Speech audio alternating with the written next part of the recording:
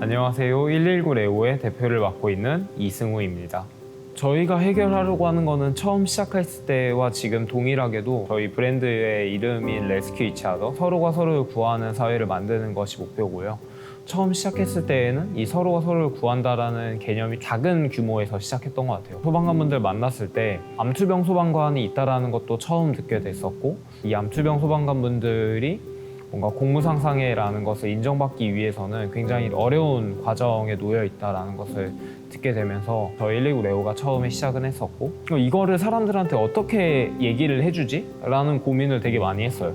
그냥 일반 굿즈를 만들 수도 있지만은 그러고 싶진 않았거든요. 소방관님들을 인터뷰하는 과정에서 저희 이전에 있었던 팀들 중에서 뭔가 되게 불쌍한 이미지들을 강조하고, 그걸 통해서 뭔가 기부금을 마련하고, 결국 그런 식으로 얘기하던 팀들의 대부분은 소방관들을 불쌍하게 만들었다.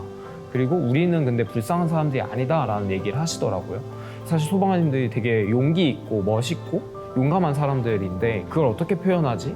라는 고민을 하게 됐었고, 그래서 화재 현장에 대한 사진을 봤는데 방화복을 다들 입고 계시고, 방화복이 그 소방관님을 그 화재 현장에서 가장 잘 지켜주고 있는 옷이라는 생각이 들었어요. 이게 우리가 얘기하고 싶은 소방관님들의 용기나 헌신 이런 것들이 가장 잘 묻어있는 공간에서 그분들을 가장 잘 지켜준 물건이 방화복이라는 것을 알게 됐고, 그럼 이 방화복을 가지고서 저희가 뭔가 만들게 되면은 사람들이 서로가 서로를 구한다라는 개념에 대해서도 좀 더 쉽게 이해하고, 그리고 소방관님들이 그냥 불쌍한 게 아니라 이분들이 진짜 멋있고 그 화재 현장에서 얼마나 열심히 일하셨는지를 잘 느낄 수 있지 않을까라는 생각에서 저희 방화복 업사이클링을 시작하게 됐습니다.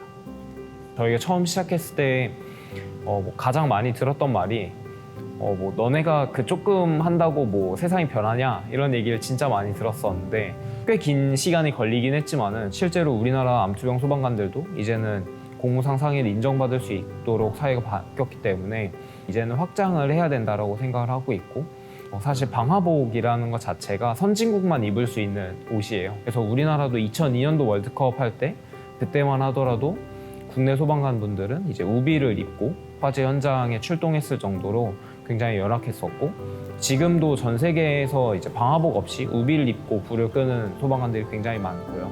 이 방화복을 전부 다 업사이클링하고 방화복을 입지 못하는 국가에도 뭔가 방화복을 지원할 수 있는 사업으로까지 저희가 좀 성장할 수 있다면 너무 좋지 않을까라는 그런 꿈을 갖고 있기도 합니다. 물론 그렇게 되기 위해서 우리가 많이 노력은 해야겠지만은 그래도 지속적으로 하다 보면은 변할 수 있지 않을까라는 생각을 하고 있습니다.